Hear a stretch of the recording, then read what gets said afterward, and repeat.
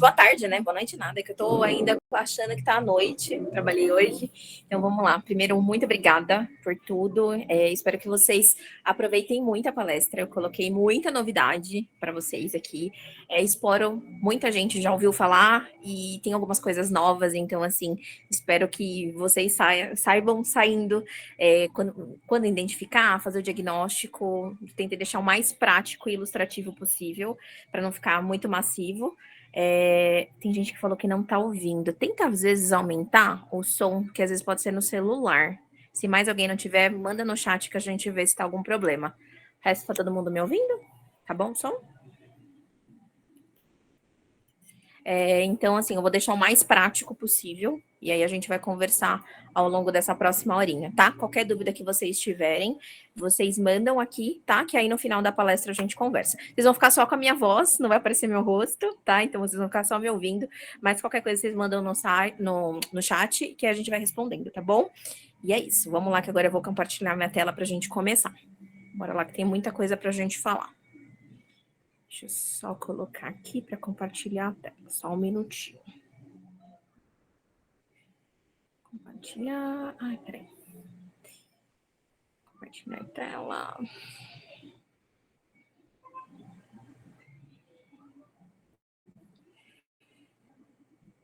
Vamos lá. Deixa eu só aumentar aqui a apresentação.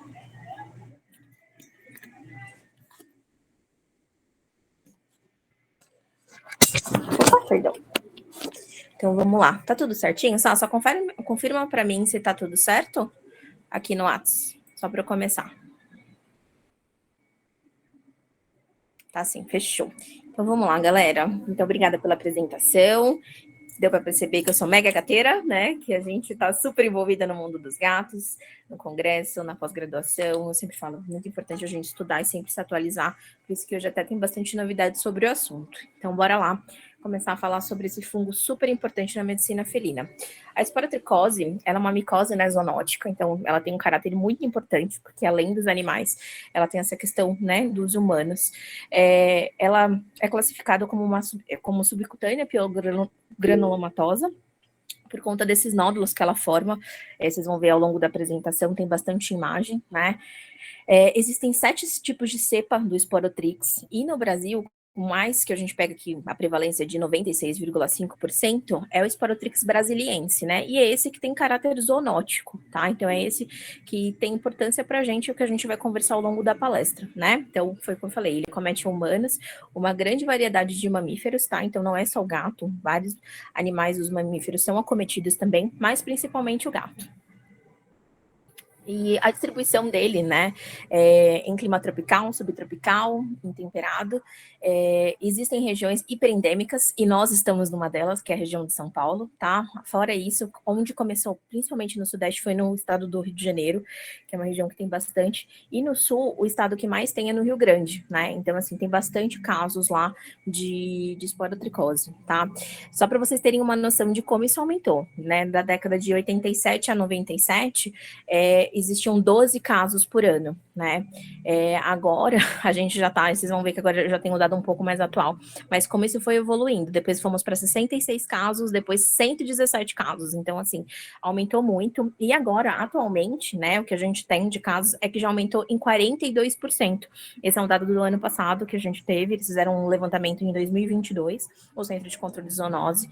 E isso, sim, fora que assim, os casos que não são relatados, né? É uma doença de notificação obrigatória que a gente vai conversar, mas um monte de caso muitas vezes não é notificado. Então, para vocês terem noção de como aumentou, né? Então, por isso que é importante a gente entender muito bem essa doença, até para a gente poder ajudar esses animais que muitas vezes são acometidos.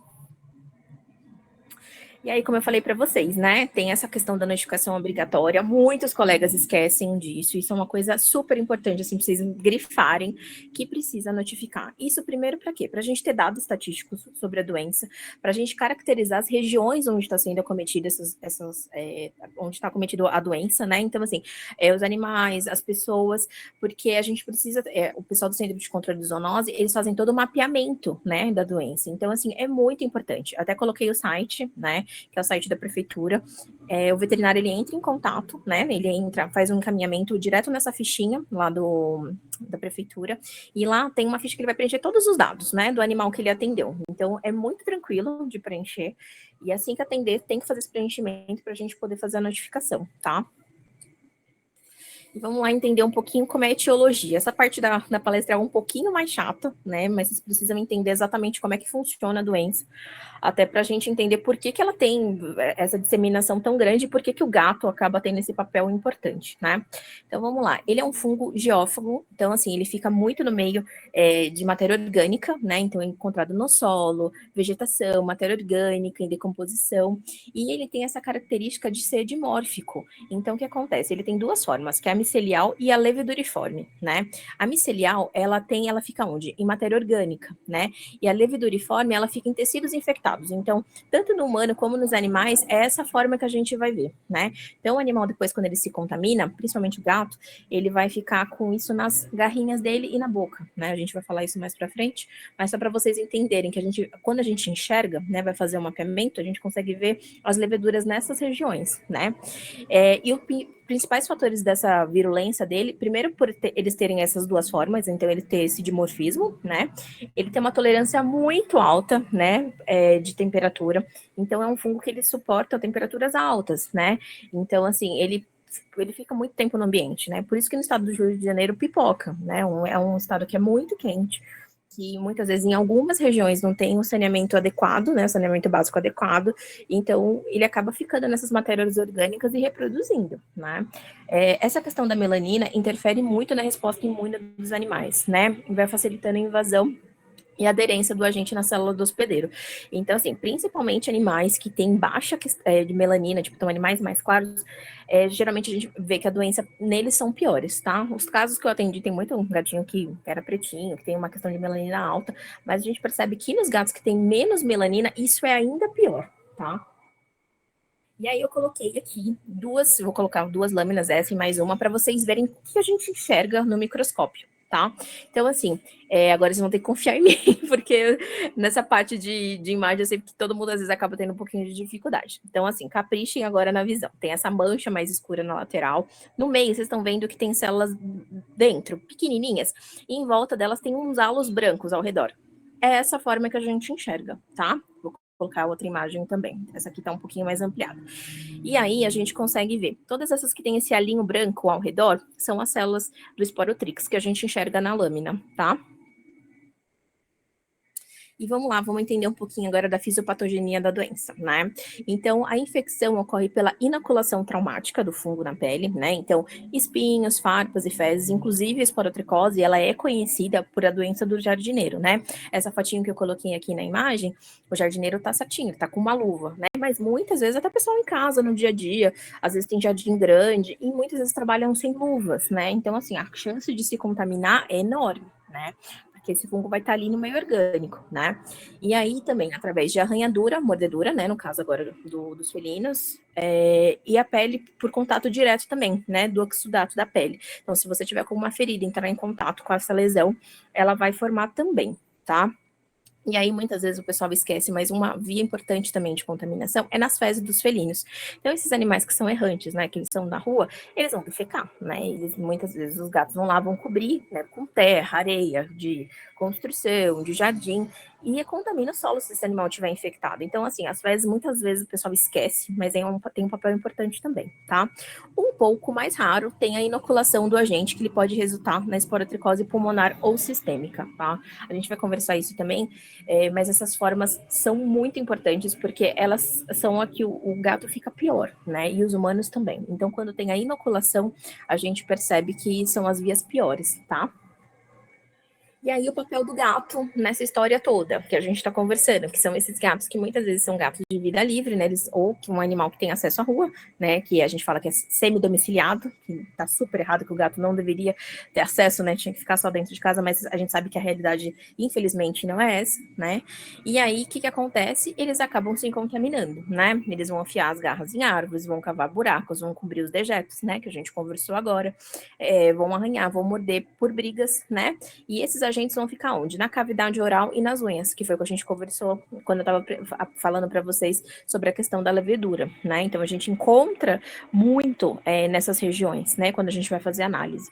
E o período de incubação da doença vai de 3 a 85 dias, né? E a média de 21 dias. Então, assim, imagina, olha quanto tempo fica incubado essa doença, né?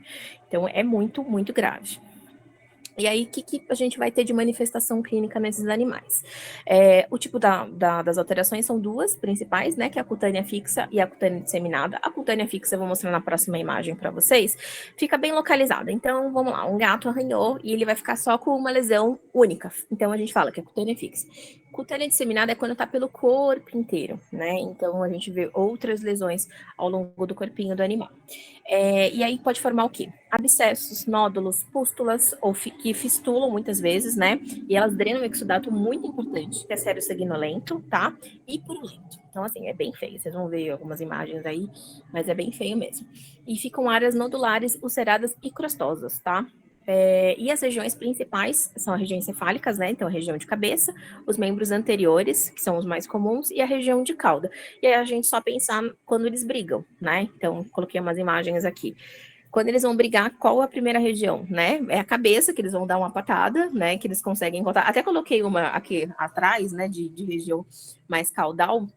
Mas realmente o que a gente mais pega assim de padrão é muito região de cabeça e membro, né? E principalmente os membros anteriores, por conta dessa questão de briga, tá? E aí coloquei uma imagenzinha aqui para ilustrar para vocês do Centro de Controle de Zoonose. Então, essa lesão é como fica nos humanos e essa outra é de animais. E aí, um gap aqui. Eu já tive esporotricose, né? Eu peguei esporotricose já faz muitos anos. Eu era estagiária ainda na época. Tava de luva também, só que a gata me mordeu, né? E aí, gente, foram 7 meses de tratamento que eu não desejo para ninguém, porque dói, né? Então, a gente lembra muito disso, a gente vai conversar até nos animais, mas assim, são lesões que doem muito, né, nos humanos. A minha ficou no dedo, eu não quis colocar foto para vocês, porque, gente, ficou muito feio meu dedo na época, mas foram 7 meses tratando. Então, assim, é uma zoonose realmente, como é uma zoonose profunda, né, uma micose profunda, ela atinge, ela não fica só superficial como uma dermatofitose, né, vai dar uma coceirinha leve, não, fica bem feia, né, e no cachorro, né, principalmente, tadinho, esse daí provavelmente deve ter levado uma arranhada, uma mordida de algum gato. E aí, vamos lá, o que a gente estava comentando desses dois tipos de aspectos clínicos, né? Que é a síndrome cutânea disseminada e a síndrome extracutânea, né? Então, a síndrome cutânea disseminada, ela pode ter um aspecto variável, né? Distribui na pele, que foi o que a gente conversou, e geralmente nos felinos é por autoinoculação, né? Então, arranhando, mordendo, então eles acabam tendo essa autoinoculação. Já na extracutânea, eles podem ter o comprometimento, né, de um ou mais órgãos, então, fígado, pulmão, trato gastrointestinal, sistema nervoso central, os olhos, baços, ossos, articulações, os rins, os corações. E é aqui que a gente geralmente vê letargia, anorexia, prostração, hipotermia. E nos humanos, geralmente só acontece essa lesão extracutânea, eles atingem os outros órgãos, em pacientes que são imunossuprimidos, que já fizeram um transplante, né, ou eles estão debilitados. Então, assim, essa forma extracutânea é a mais grave de todas, né, é a que realmente a gente fica muito preocupado, porque tem animais e pessoas, né, que ficam muito, muito, muito realmente debilitados. Então, assim, essa parte é muito preocupante, né. Já na pele já é difícil de tratar, a gente vai ver que casos, muitas vezes refratários, são por conta dessas lesões que são síndromes extracutâneas, porque vocês imaginam. Imagina a medicação chegar atrás desses órgãos, né? Uma coisa é chegar na pele, outra é chegar nos órgãos internos, né? Então acaba sendo muito mais difícil.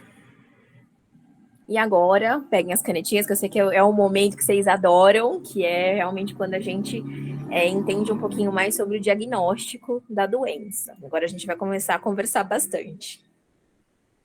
Então vamos lá. Primeira coisa, quando a gente vai fazer diagnóstico de uma doença, quando a gente primeiro coloca a anamnese, gente, isso assim é ultra importante. A gente entender a região que o animal tá, né? Então a gente entender os aspectos epidemiológicos da onde esse animal tá, os aspectos zoonóticos, né? Exames óbvio, a gente vai conversar sobre cada um detalhadamente, e a gente vai fazer alguns outros exames complementares. Então vamos lá. Hemograma, FIV-FeLV, a gente vai fazer perfil bioquímico, vamos te pedir radiografia, a citopatologia, né, para a gente entender a doença. Então, fazer o imprint da lesão, aspirado com agulha fina, que eu vou conversar com vocês também. O que mais a gente faz, assim, que é padrão, né, até tá na foto, que é a cultura fúngica com suave, né, que é esse daí que a gente colocou, que eu peguei lá do material do Centro de Controle de Zoonose. Então, o mais comum da gente fazer é o suave, né, e a gente pode fazer biópsia também. Então, quando a gente fala sobre essa questão de fazer uma anamnese, a gente entender os dados, primeiro porque, assim, a gente vai entender um gato idoso que não sai de casa, tem uma lesão, você não vai pensar em primeira coisa que o gato tem uma esporotricose. Fala, o gato não sai de casa, é um gato idoso. Você vai pensar em algo neoplásico, inflamatório, mas não vai ser sua primeira suspeita diagnóstica, né? Diferente de um animal que é semidomiciliado, que vive numa região hiperendêmica ou endêmica. Então, assim, esses dados são muito importantes e fazem a gente exercitar nosso raciocínio clínico. Por isso que isso é importante, né? Então, assim, toda vez que vocês forem pegar um caso, a gente vai conversar sobre diagnóstico diferencial, né? Porque toda lesão, né? Você não vai bater o olho e falar, tudo é esporotricose. Não, tem os diagnósticos diferenciais. Mas entender a região que o animal tá, qual é o tipo de comportamento, qual é a idade do paciente. Então, assim, é muito importante, tá? Então, vamos lá. E aí, algumas técnicas que a gente pode fazer, né? Primeiro que assim, essa imagem aqui do imprint já chama a atenção da gente, porque jamais, sob hipótese alguma na vida de vocês tenham que me prometer que vocês vão fazer uma avaliação de pele sem luva. Pelo amor de Deus, se a gente não sabe, imagina no caso de uma esporotricose. Se esse gato volta, arranha, te morde, pronto, está contaminado, né? Então, assim, mesmo que não fosse toda alteração dermatológica, a gente tem que usar luva, né? É protocolo, né? A gente aprende, vocês estão aprendendo isso na faculdade. Então, assim, sigam para a vida de vocês. Eu coloquei justamente, eu peguei, tinha outras imagens com luva, mas essa eu quis colocar sem luva para chamar a atenção de vocês sobre isso, tá? Quando a gente faz punção por agulha fina, né, que é o PAF, ela é super tranquilinha de fazer. A gente faz muito mais em lesões que elas não estão abertas, né?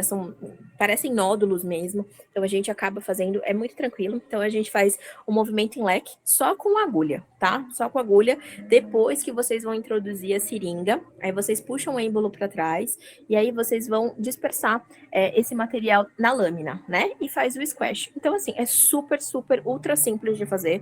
Não sei se todo mundo já teve acesso, já aprendeu isso na faculdade, mas o PAF é uma técnica super tranquila de fazer. O imprint, então, mais fácil, mais que isso, impossível, né? Então, a gente pega a lâmina e a gente só vai usar o imprint, geralmente, quando as lesões, elas estão ulceradas, tá? Porque senão não tem material, né? A gente acaba usando o imprint quando a lesão é uma lesão fechada, tá mais nodular, e o imprint a gente vai acabar usando quando essas lesões estão mais ulceradas. O que a gente vai fazer? A gente pega a lâmina e a gente pressiona essa lâmina 3 vezes na lesão, tá? E aí a gente vai fazer as colorações, tá? Que é o metileno e a eosina, e lavar também a lâmina com um fiozinho de água só, e aí depois a gente faz a identificação do microscópio e envia para o laboratório, tá? Mas é bem tranquilo de fazer o imprint. E aí, o que a gente vai ver nessas lâminas também? A gente começa a ver que vai ter uma grande quantidade. É que essa imagem não tá tão boa, ela acabou distorcendo um pouquinho, mas a gente vê a mesma lesão que a gente tinha colocado lá no começo da apresentação com esses halos brancos. O resto, principalmente que esses que estão maiores, é pele ao em volta, tá? Que esses amarelinhos mais claros. Mas esse no meio, que é roxinho, com esse alinho branco, é do Sporotrix, tá? Vou colocar outra lâmina aqui. E aí, essa daqui a gente geralmente vê no suave, tá? Quando a gente coloca no suave, no meio agar, a gente acaba vendo esse arranjo em buquê. Parece uns cachinhos de uva, né? Então, esse é o tipo, quando a gente olha. Esse demora geralmente um pouquinho mais para sair o resultado. Geralmente demora, tipo, uns 30 dias para sair. Mas isso também dá para ver, quis ilustrar como é que fica a lâmina para vocês. E aí, vamos falar da importância do diagnóstico. Eu quis colocar esse caso para vocês, por reforçar mais uma vez essa questão que eu falei para vocês, de dado epidemiológico, de anamnese. Esse paciente foi um paciente meu, não precisa nem vocês lerem tudo isso, é mais para explicar um pouquinho do caso. O Pantera, ele é um gatinho de 4 anos, e aí ele era um gatinho, ele FIV positivo, tá? E aí a tutora adotou ele na rua, né? Ele ficava em Ubatuba, fez o teste de FIV-FeLV, e aí ele tinha uma lesão na patinha que não cicatrizava. Ele fez análise citológica, né? E aí, na citologia, deu que era sugestivo de um processo inflamatório crônico, que tá bem no finalzinho, não sei se todo mundo vai conseguir enxergar. Mas tá aqui, ó, citologia sugestiva de processo inflamatório crônico associado à fibroplasia reacional, né? Que é uma neoplasia mesenquimal. Só que eu olhava assim, ele é um gatinho preto, né? E falava assim: olha, não tá com cara, Lê, que é a tutora, vamos fazer um histopatológico pra gente definir, já que essa cito não foi tão conclusiva, o material não deve estar tão bom. Vamos fazer um histopatológico pra gente confirmar, tá? Até porque se for algo neoplásico que eu não desconfiava, eu achava realmente que era esporotricose, a gente já tira com MAD e manda para análise, né? E aí saiu o laudo do histopatológico. No histopatológico deu que tinha uma proliferação inflamatória importante, né? Só que era indicativo de uma micose profunda, que era esporotricose, né? E aí a gente tratou certinho, e aqui são as lesões do Pantera. E a primeira lesão aqui foi do dia que eu vi, né? No dia 1 que eu olhei, eu falei, tá com lesão, tá com cara de esporo, né? Mas eu falo, a gente tem que fazer exame, obviamente, né? E aí teve a evolução, que a gente começou a fazer o tratamento adequado, e ele teve alta, né? E assim, ela já estava tratando, gente, porque ele estava na praia, né? Há uns 4 meses, e tentava anti-inflamatório, ela já ia passar com a onco, né, para fazer análise, pensando já que era realmente algo neoplásico, e no final era só esporotricose. Então, por isso que é importante, eu sempre falo, gente, a clínica é soberana. Se sua suspeita diagnóstica é que realmente se trata de uma doença, gente, investiga, vai até o final, porque confiem, né, no que vocês sabem. Então, assim, se não tinha muito porque era um gato jovem, tudo bem, era um gato FIV positivo, realmente podia ser algo neoplásico, poderia, né? Mas, assim, era um gato FIV, ele contraiu a doença como? Provavelmente brigando, copulando, né? Então, assim, faz muito mais sentido que fosse uma esporotricose do que realmente algo neoplásico. Então vamos lá. E aí os exames complementares que a gente vai pedir, né? E esses exames, eles são úteis como triagem, né? Para a gente saber o estado geral do paciente. Então a gente vai pedir perfil bioquímico, pensando principalmente em função hepática por conta do tratamento. A gente vai conversar mais para frente sobre o tratamento, mas a função hepática é importante da gente saber, né? Fazer teste FIV-FeLV sempre, sempre, sempre, sempre. Todo paciente, todo. Tem que estar na sua ficha de anamnese. Todos os pacientes a gente precisa saber o status imunológico dele, tá?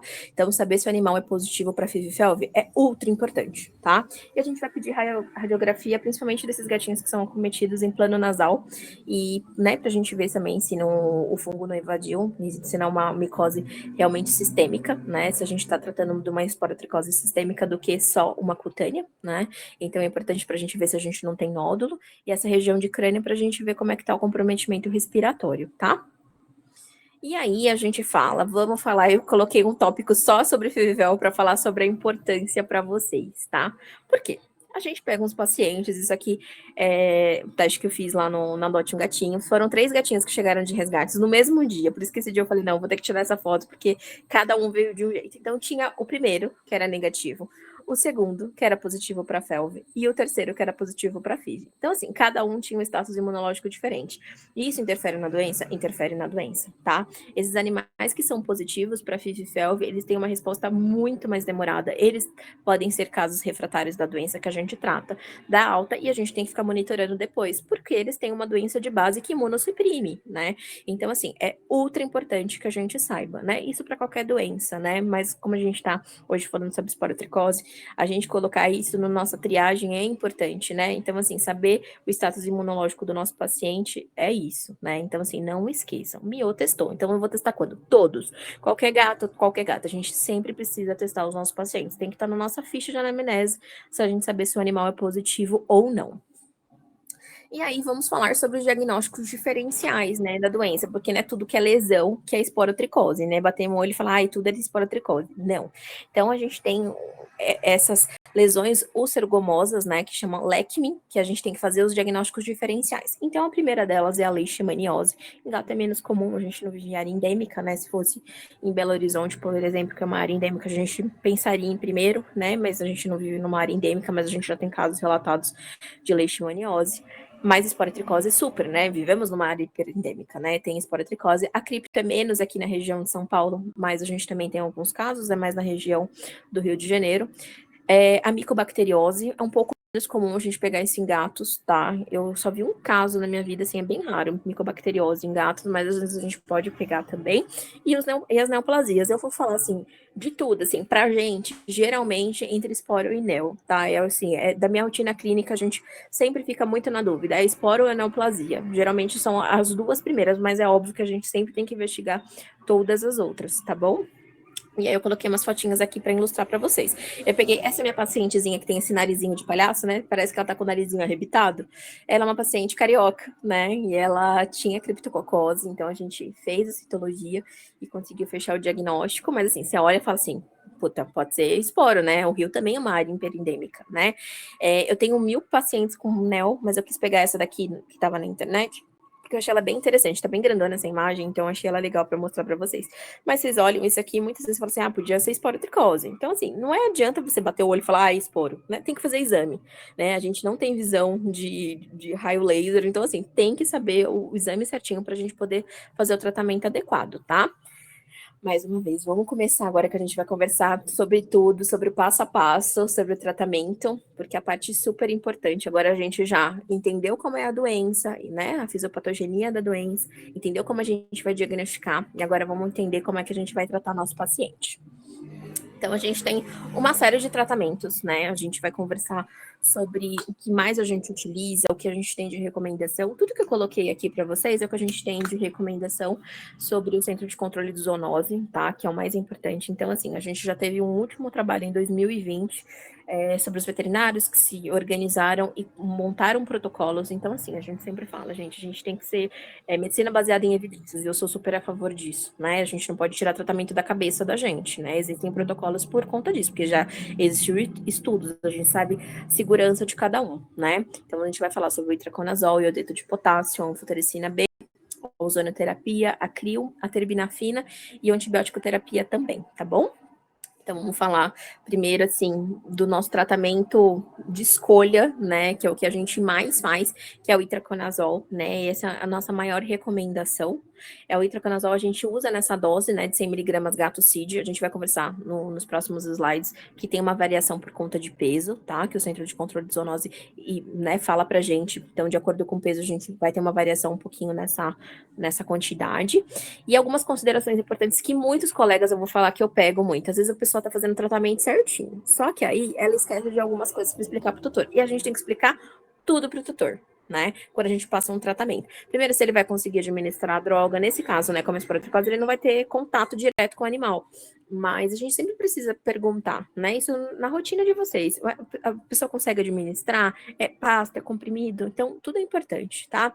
Então, assim, primeira coisa, a gente não pode utilizar o omeprazol associado ao itraconazol. O itraconazol, assim como a doxiciclina, né? Não sei se vocês sabem, mas é isso. A gente não pode usar doxi com omeprazol. Eles precisam ser dissolvidos em pH ácido. Então, se a gente usa o omeprazol, a gente acaba com pH, né? Ai, doutora, o gato tá vomitando muito, ele vai precisar usar? Então, o que a gente vai fazer? O omeprazol 2 horas antes da gente administrar o itraconazol, tá? Então, ele tem uma gastrite, ela tá lá no ultrassom, então a gente vai precisar fazer o omeprazol, então 2 horas antes, tá? Fornecer o alimento, então ele tem uma solubilidade ainda melhor quando administrado junto com medicação, tá? E após a melhora clínica, a gente tem que utilizar 30 dias depois. Então, assim, dei alta para o paciente. Então, 30 dias depois, ele ainda vai tomar. Se ele tiver lesões disseminadas, que são aquelas lesões pelo corpinho inteiro, a gente vai fazer o tratamento ainda por mais 60 dias. Então, que nem eu mostrei para vocês o caso do Pantera. O Pantera tinha uma lesão única, né? Era só a patinha. Quando eu dei alta clínica para ele, aí eu avisei para a doutora. Então, a gente vai ter que fazer mais 30 dias de tratamento, tá? Se ele tivesse lesões pelo corpinho inteiro, então melhorou, não tá zerado, não tem mais lesão nenhuma, ele ainda teria que fazer mais 2 meses de tratamento, tá? E aí, assim, até para vocês entenderem, não é todo mundo que fala sobre isso nas palestras, mas eu achei super importante da gente falar, porque assim, os tutores eles conseguem retirar o medicamento de maneira gratuita, só que tem que ter disponibilidade, não é todo centro de controle de zoonose que tem a medicação, né? A gente sabe, é setor público, não pode acontecer de momentos terem outros não, né? Mas ela é uma medicação que ela tem acesso, então assim, o tutor, ela pode conseguir a medicação desde que tenha disponível no centro de controle de zoonose, né? Eles vão assinar um termo de compromisso de tratamento durante esse período. Eu vou mostrar para vocês como é essa fichinha, só para ilustrar. E os tutores que apresentam lesão, então o gato arranhou, mordeu, eles também, eles têm que passar numa UBS para retirar de maneira gratuita o tratamento. No meu caso, quando eu tive esporo, há uns 5, 6 anos atrás, eu fiz o tratamento no Emílio Ribas. Então, o pessoal aqui de São Paulo, se eu souber, tipo, ai, nossa, alguém às vezes vai perguntar informação para vocês, geralmente eu sempre recomendo Emílio Ribas. Emílio Ribas, ele fica ali na rua do Metrô Clínicas, né? A pessoa faz o tratamento lá especializado em doenças zoonóticas, né? Então, assim, você vai ser tratado por médicos que manjam tudo sobre zoonose, né? Então, é um outro preparo. E aí, essa fichinha de tratamento que o tutor vai ter que preencher, e ele vai tirar a medicação mensalmente, tá? Ele vai ter a renovação mensal, então ele preenche essa fichinha e vai todo mês lá retirar a medicação para o tratamento do animal. E aí foi o que eu conversei com vocês, né? De acordo com o peso do animal, o Centro de Controle de Zoonose fala tem essa diferença, né, da questão da dose. Então, assim, pacientes com até menos de 1 quilo, eles têm que tomar 25 miligramas uma vez ao dia, tá? Pacientes de 1 a 3 quilos, eles têm que tomar 50 miligramas e acima de 3 quilos é a dose usual que a gente usa de 100 miligramas gato-cid. Uma coisa importante que eu acho que eu não comentei com vocês. Geralmente a gente não usa o itraconazol manipulado, tá? Isso é uma recomendação, tá? Eu vou falar por experiência clínica também. Não funciona, gente. A gente tentava usar, a gente tentou um tempo no abrigo, porque ficava infinitamente mais barato, né? O itraconazol manipulado não funciona. Ou vocês compram o ITL mesmo, que tem um de uso veterinário, ou a gente compra o Sporonox, que é esse daí que tava aqui na imagem. Deixa eu botar aqui pra vocês rapidinho, só pra mostrar. Que é esse daqui que é o Sporonox. Ele é caro, mas, gente, na hora do momento de tratar, tem que ser esses efetivos, né? Vocês podem até usar o genérico humano, funciona. O que a gente geralmente só não faz é o manipulado. A molécula é estável e acaba não sendo tão boa do manipulado, tá bom? Então, vamos lá. E aí, o que a gente tem de outras drogas que são importantes? Esse é o nosso segundo queridinho, que é o iodeto de potássio. A gente usa nessa dose de 2,5 miligramas quilo CID ou BID, tá? Então, assim, o que a gente usa geralmente, clinicamente falando, tá? A gente usa 5 miligramas quilo e a gente usa em dias alternados, tá? Na primeira semana de tratamento. E depois a gente vai aumentando isso de maneira gradual. Por quê? O iodeto de potássio é uma droga maravilhosa. A gente geralmente não faz ele como monoterapia, a gente faz ele associado ao itraconazol, tá? Mas ele pode causar iodismo. O que que é isso? É uma intoxicação. E aí o animal fica prostrado, tem êmese, fica anoréxico, tem hipertermia, pode ter descamação da pele e pode ter insuficiência cardíaca. Então a gente vai introduzindo essa droga aos poucos no organismo do animal, né? Até a gente conseguir chegar numa dose. Geralmente a gente usa 5 miligramas, tá? Então a gente usa 5 miligramas uma vez ao dia, na primeira semana em dias alternados e depois todos os dias, tá? Então toma cuidado por conta dessas alterações que o animal pode apresentar, tá bom? E aí eu tenho a anfotericina, eu vou deixar essa colinha para vocês, depois eu até passo isso para vocês, mas eu vou deixar essa colinha de como que vocês vão usar a anfotericina B. O problema da anfotericina são vários, então assim, não é uma droga de escolha que a gente coloca de tratamento, que a gente o que a gente usa usual, tá? É o itraconazol associado com iodeto de potássio. A anfotericina, o que que acontece? A gente tem essa dissolução, primeiro que ela é uma droga muito fácil de encontrar, não é uma droga tão barata, e aí, a gente geralmente pode fazer por duas aplicações, ou subcutânea, né? Ou a gente faz intralesional. E aí, a subcutânea, o que pode acontecer? Uma azotemia renal, e é grave, tá? Uma azotemia renal grave que pode acontecer. Então, assim, e você imagina, a gente já tá usando, e a gente geralmente usa anfotericina associada com itraconazol. A gente já tá usando o itraconazol, que geralmente tem alteração hepática, e a gente acaba lesionando ainda mais esses rins. Então, assim, a gente geralmente não usa, a gente só usa em casos refratários, né? Não tá respondendo ao itraconazol, não respondeu? Tenta o itraconazol, que é o iodeto de potássio. Não respondeu, aí a gente tenta a anfotericina B, tá? Depois a gente vai falar de outras drogas, mas geralmente é nessa escala, tá? E aí, a anfotericina B intralesional, né? A gente vai fazendo essas aplicações. E aí, essa dose é de meio miligrama quilo intralesional. A gente faz 5 aplicações semanais, tá? Então, durante 5 semanas. Só que o problema é, a gente precisa anestesiar esses animais. Então, já começa aí, né? Um problema. Então, a gente tem que fazer anestesia geral ou dissociativa. E aí, o problema também é que a aplicação causadora de inchaço, né? Mas tem casos que não respondem, né? Então, assim, é um tipo de droga que a gente usa, ó, não respondeu, vamos tentar ela, né? E aí até coloquei essa fotinha da professora Heloísa Justin, que é a nossa referência, e de como melhora, né? Então, assim, caso que não estão respondendo, a gente pode usar essa medicação também. E aí tem a terbinafina agora, a gente tem um pouquinho mais de estudo recente da terbinafina, tem bastante colega já utilizando ela. Tem essa dose, né, de monoterapia, então ela como exclusiva de 30 a 40 miligramas quilo, via oral, e associado ao itraconazol. Aí a gente usa uma dose mais baixinha de 10 miligramas quilo CID, né, mais o itraconazol. Ela também pode causar lesão hepática, né, então a gente tem que tomar muito cuidado com ela. A gente também na primeira droga de escolha, mas a gente vai fazendo isso, né? Então, assim, se não é uma lesão tão grande, né, que nem essas de plano nasal, e não tá tão ulcerada, a gente pode tentar, ao invés de fazer a anfotericina, a gente tentar a terbinafina também, tá? Então, a terbinafina não tenho muita experiência clínica, Eu já usei anfotericina, mas a terbinafina, ela é mais recente. A gente tem usado nesses casos um pouquinho mais refratários, mas é uma droga muito boa também.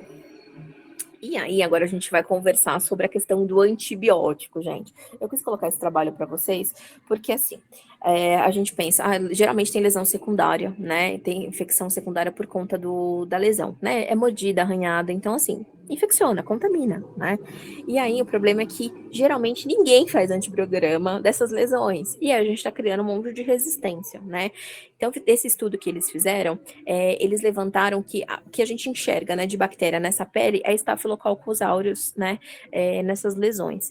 E geralmente com as medicações que mais respondem, as fluoroquinolonas, nossa, tem enrolei para falar, fluoroquinolonas, e os aminoglicosídeos também. São duas drogas que geralmente a galera não usa, porque o pessoal sempre usa o quê? A amoxicilina, né? Eu vou falar porque há muito tempo a gente usava. E nesse, eles colocaram nos testes de resistência, muitos deles tinham resistência, né? Então, a gente tem que tomar um pouco de cuidado, porque geralmente tem resistência à penicilina e à cefalosporina, né? Então, a gente tem que pensar nisso. Mas, a gente ainda fala, se a gente pega um animal que está com muita lesão, a gente precisa diminuir um pouco esse processo infeccioso. De primeira escolha, a gente acaba usando o convênia, né? Porque o convênia, você vai fazer uma aplicação no animal e ele geralmente já vai ficar bem, né? Então, assim, depois de 14 dias, você vai fazer uma nova aplicação. Então, ele acaba ajudando bastante, né? A gente acaba usando o convênia nesses animais, pra gente diminuir. Só que aí a gente tem uma outra droga que não é tão recente, né? Mas ela é muito boa também e ela é fácil de administrar, que é o Veraflox, né? Na dose de 5 miligramas quilo CID, né? Ela geralmente é palatável. O gato não baba, tá? E eu falo, ele não vai tomar, nossa, que delícia, né? Mas ele já não vai babar, que já estamos num grande progresso, né? Então, ela acaba sendo uma droga muito boa. Então, a gente tem o Veraflox por via oral e injetável a gente pode fazer a aplicação do convênio. E aí a gente tem alguns tratamentos adjuvantes também. Óleo de ozônio, ele é muito legal, a gente usava bastante no abrigo, tá? Para fazer associação. Só que a gente tem que lembrar que os animais não podem ser manipulados, né? Então, assim, se for um gato muito bonzinho, que o tutor vai fazer todo o cuidado que a gente vai conversar lá na frente, de usar luva, material descartável, tudo, ok, né? Do contrário, não deve ser utilizado para ter menos manipulação possível, tá? Mas o óleo de ozônio, ele tem ação antioxidante, ele melhora, porque ele tem ação antimicrobiana e antifúngica e cicatrizante, que é muito legal, né? E assim, só que dependendo da região onde aplica e da sensibilidade do animal, pode acontecer uma ardência, né? Então tem que tomar um pouquinho de cuidado em relação a isso. Mas é muito legal, a gente usava bastante no abrigo em gatos que eram bem bonzinhos.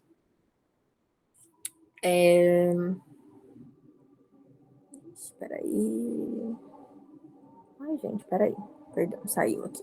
E aí, em alguns casos refratários também, que pode acontecer? A gente tem que lembrar dessa questão dos animais que não respondem, né? E aí não respondem, que não responde? Então, assim, se é um gato que chegou e depois de um mês, né, depois de 4 semanas, ele não tem melhora clínica e começa a aparecer novas lesões, ele já é considerado um caso refratário, né? Então, vamos lembrar que esse fungo, ele vai invadir a mucosa, né, dessa forma extracutânea ou disseminada, e aí o fungo fica dentro do osteófito ou dentro dos condrócitos, né? E o antifúngico não vai conseguir chegar nessa região. Então, ele vai ter essa inoculação, né, do fungo e não vai chegar nessas regiões.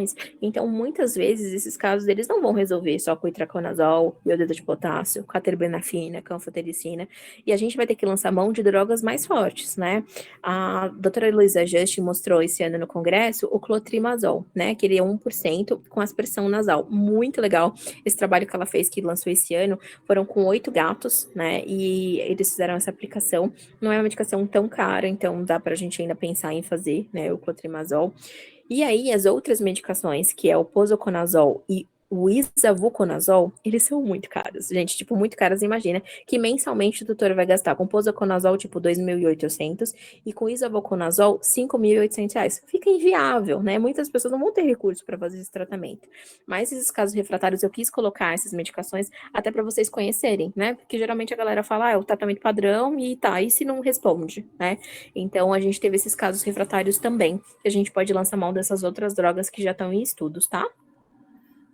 E a prevenção, né? Então, o que a gente pode fazer de prevenção? Então, a gente tem que castrar esses animais, orientar o tutor que não deve ter os animais semidomiciliados, que eles precisam ficar dentro de casa, né? Então, tem que ter campanhas de conscientização, a gente falar cada vez mais para as pessoas sobre esporotricose, porque é uma doença séria, né? E fazer os EPIs corretos, tá bom?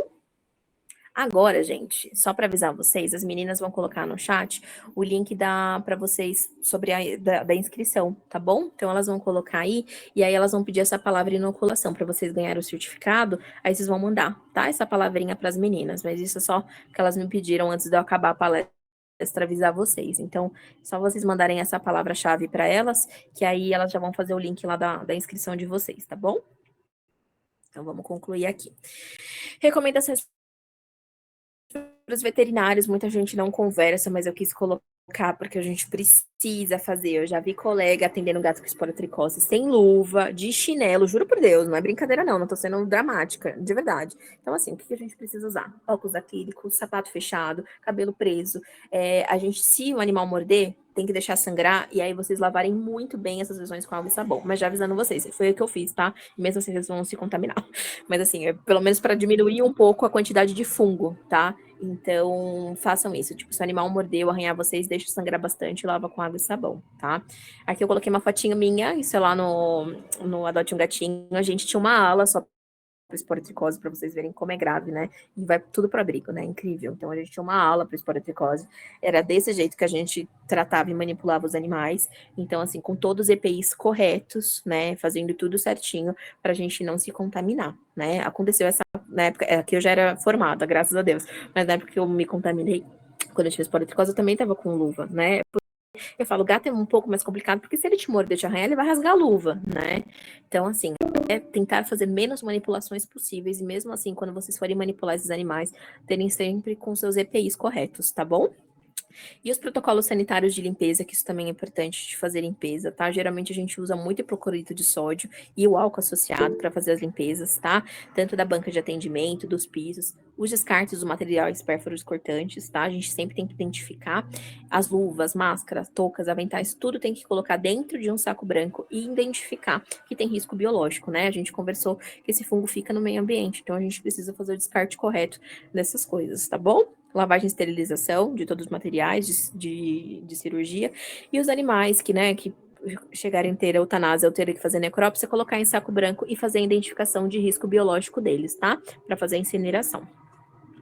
E aí, recomendação para o cliente, tá? O que a gente vai recomendar para eles fazerem? Então, tem que isolar um animal num cômodo, às vezes tem tutor que tem mais de um gato em casa, tem que deixar num cômodo separado, tá? Sempre usar luva, roupas que protejam o corpo deles, tá? Colocar a medicação sempre em alimento úmido, tá?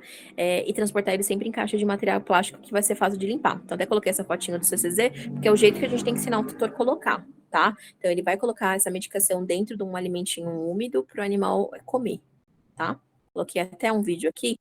Esse daqui eu coloquei do churu. Peraí que eu já falo para vocês.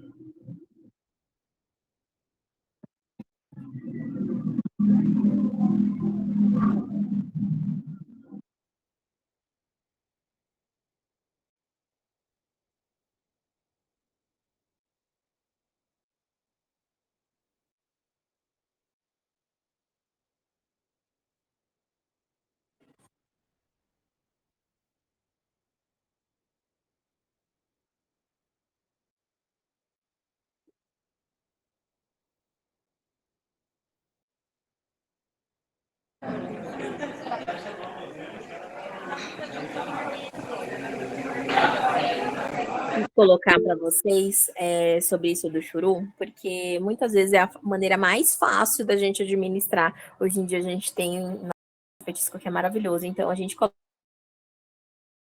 a medicação dentro do churuzinho e aí o gato tomando uma boa. Então, o itraconazol não tem problema, a pessoa pode abrir a cápsula, né, como vocês viram lá no patezinho, então ele pode abrir e colocar dentro do churu e dar para o animal tomar também, né, ou misturar no próprio potinho também sem problema nenhum. Só lembrar o tutor não ficar manipulando este animal, tá? Porque ele pode arranhar ou morder, né, esse animal tá com, muitas vezes, às vezes ele pode estar com alguma dor, então a gente tem que tomar cuidado em relação a isso, tá?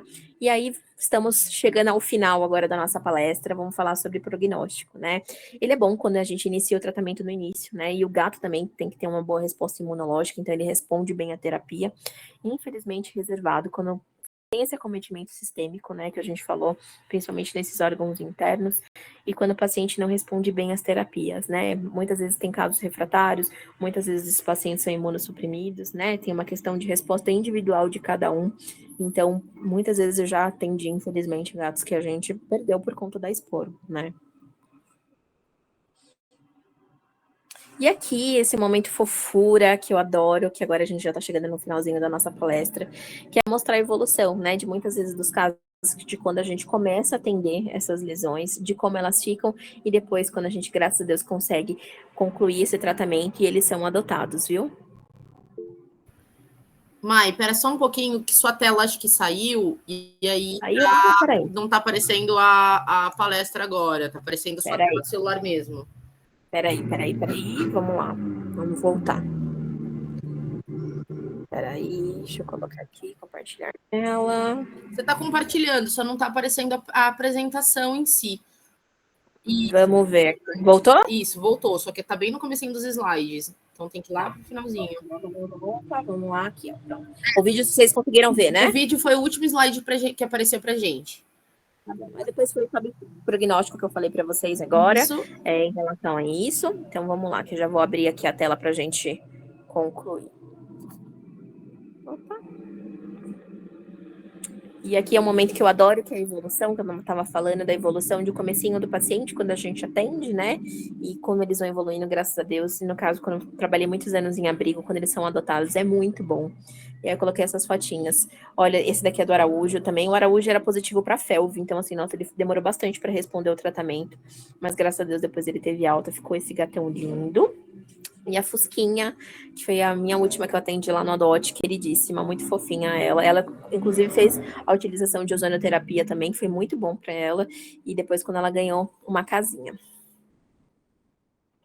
E aí, vamos lembrar agora para a gente encerrar e finalizar, que a gente conversou bastante agora essa tarde sobre a esporotricose. Ela é uma zoonose séria, né? E o gato não é vilão, ele é uma vítima da doença e merece cuidado. Muitas vezes esses gatos têm indicação de fazer eutanásia, né? Então, assim, a gente tem que tomar muito cuidado, né? Quando a gente vê colegas indicando isso, sendo disseminado, porque assim, o gato é uma vítima, né? Então ele merece tratamento e a gente merece cuidar desses animais, né? Ele não é vilão, tadinho. Então a gente precisa tratar os nossos pacientes de maneira adequada, saber o diagnóstico. Agora que vocês já estão sabendo tudo sobre a esporotricose, então espero que vocês saiam daqui hoje sabendo atender e fazer a localização certinha, o diagnóstico e tratar adequadamente os nossos pacientes.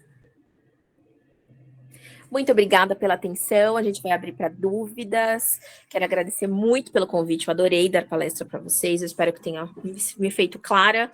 Eu falo que eu não sou nem de exatas nem de humanas, sou de felinas mesmo. Sou apaixonada pelo que eu faço. Gosto muito. Sempre que me convidarem, vai ser sempre um prazer imenso, porque falar de gato para mim é um prazer. Eu gosto de todos os felinos, como vocês podem ver, inclusive dos grandes. Esse é uma foto de um filhotinho de onça. E espero que vocês tenham gostado. Se vocês quiserem me seguir, esse é meu Instagram, tá? @mymelovet. Aí tem meu e-mail também. Às vezes vocês ficam com vergonha de fazer perguntas durante a palestra, vocês podem me mandar um e-mail que vai ser um prazer eu responder para vocês, tá bom? Eu vou abrir minha tela agora para vocês verem minha carinha. Ah, e aí vai ter sorteio depois, tá bom? E a gente só responde as dúvidas e já faz o sorteio.